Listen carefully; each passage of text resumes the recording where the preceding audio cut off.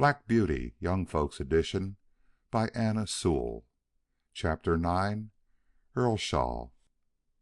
The next morning after breakfast, Joe put Merrylegs into the mistress's low chaise to take him to the vicarage.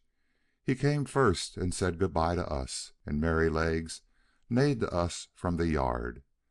Then John put the saddle on Ginger and the leading rein on me, and rode us across the country to Earlshall Park, where the Earl of W. lived. There was a very fine house and a great deal of stabling. We went into the yard through a stone gateway, and John asked for Mr. York. It was some time before he came. He was a fine-looking, middle-aged man, and his voice said at once that he expected to be obeyed. He was very friendly and polite to John, and after giving us a slight look, he called a groom to take us to our boxes, and invited John to take some refreshment. We were taken to a light, airy stable, and placed in boxes adjoining each other, where we were rubbed down and fed. In about half an hour, John and York, who was to be our new coachman, came in to see us. "Now, Manley," he said, after carefully looking at us both, "I can see no fault in these horses, but we all know that horses have their peculiarities as well as men, and that sometimes they need different treatment. I should like to know if there is anything in particular in either of these that you would like to mention." "Well," said John, "I don't believe there is a better pair of horses in the country, and right grieved I am to part with them, but they are not alike. The black one is the most perfect temper I ever knew. I suppose he has never known a hard word or blow since he was foaled, and all his pleasure seems to be to do what you wish. But the chestnut, I fancy, must have had bad treatment. We heard as much from the dealer. She came to us snappish and suspicious, but when she found out what sort of place ours was, it all went off by degrees. For 3 years I have never seen the smallest sign of temper, and if she is well treated, there is not a better, more willing animal than she is. But she is naturally a more irritable constitution than the black horse. Flies tease her more, anything wrong in her harness frets her more, and if she were ill used or unfairly treated, she would not be unlikely to give tit for tat. You know that many high-mettled horses will do so." "Of course," said York, "I quite understand. But you know it is not easy in stables like these to have all the grooms just what they should be. I do my best, and there I must leave it. I'll remember what you have said about the mare." They were going out of the stable when John stopped and said, "I had better mention that we have never used a check rein with either of them. The black horse never had one on, and the dealer said it was the gag bit that spoiled the other's temper." "Well," said York, "if they come here they must wear the check rein.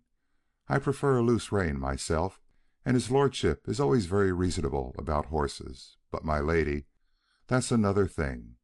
She will have style, and if her carriage horses are not reined up tight, she won't look at them. I always stand out against the gag bit, and shall do so, but it must be tight up when my lady rides." "I am sorry for it," said John, "but I must go now, or I shall lose the train." He came round to each of us to pat and speak to us for the last time. His voice sounded very sad. I held my face close to him. That was all I could do to say good-bye, and then he was gone, and I have never seen him since. The next day Lord W. came to look at us. He seemed pleased with our appearance. "I have great confidence in these horses," he said, "from the character my friend Gordon has given me of them. Of course, they are not a match in color, but my idea is that they will do very well for the carriage while we are in the country. Before we go to London, I must try to match Baron, the black horse. I believe is perfect for riding." York then told them what John had said about us. "Well," he said, "you must keep an eye to the mare, and put the check rein easy. I dare say they will do very well with a little humoring at first. I'll mention it to your lady." In the afternoon we were harnessed and put in the carriage and led round to the front of the house. It was all very grand, and 3 times as large as the old house at Brickwick, but not half so pleasant, if a horse may have an opinion. 2 footmen were standing ready, dressed in drab livery, with scarlet breeches and white stockings. Presently we heard the rustling sound of silk as my lady came down the flight of stone steps. She stepped round to look at us. She was a tall, proud-looking woman, and did not seem pleased about something, but she said nothing, and got into the carriage. This was the first time of wearing a check-rein, and I must say, though it certainly was a nuisance not to be able to get my head down now and then, it did not pull my head higher than I was accustomed to carry it. I felt anxious about Ginger, but she seemed to be quiet and content. The next day we were again at the door, and the footman as before. We heard the silk dress rustle, and the lady came down the steps, and in an imperious voice she said, "York, you must put those horses' heads higher. They are not fit to be seen." York got down and said very respectfully, "I beg your pardon, my lady, but these horses have not been reined up for 3 years, and my lord said it would be safer to bring them to it by degrees.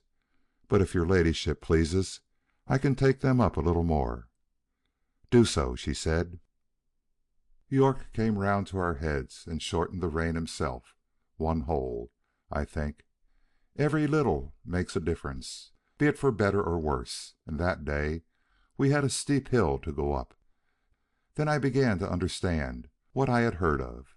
Of course, I wanted to put my head forward and take the carriage up with a will, as we had been used to do, but no, I had to pull with my head up now, and that took all the spirit out of me, and the strain came on my back and legs.